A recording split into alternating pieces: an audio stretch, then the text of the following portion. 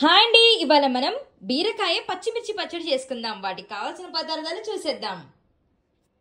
బీరకాయ ముక్కలు, పచ్చిమిర్చి, చింతపండు, కొత్తిమీర, వెల్లుల్లి, జీలకర్ర.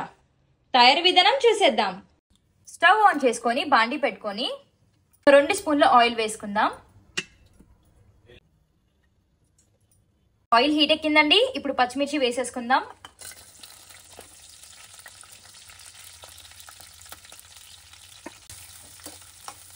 పచ్చిమిర్చి ఇలా కొద్దిగా వేగేటప్పుడు బీరకాయ ముక్కల్ని కూడా వేసేసుకుందాము.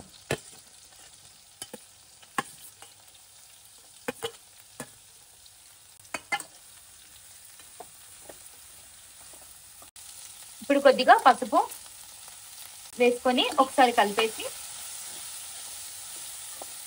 బీరకాయ వేగిందండి. ఇప్పుడు చిన్న నిమ్మకాయ అంత సైజు చింతపండు వేసుకొని, అలానే కొత్తిమీర కూడా వేసేసుకొని ఒక 2 నిమిషాలు ఫ్రై చేసేసుకొని,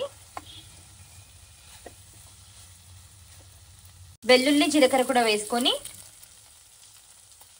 ఒకసారి కలిపేసి స్టవ్ ఆఫ్ చేసుకొని మిశ్రమం అంతా చల్లారాక మిక్సీ పట్టేసుకుందాం. మిశ్రమం అంతా చల్లారిందండి. ఇప్పుడు దీన్ని ఒక మిక్సీలోకి ట్రాన్స్ఫర్ చేసేసుకుందాం.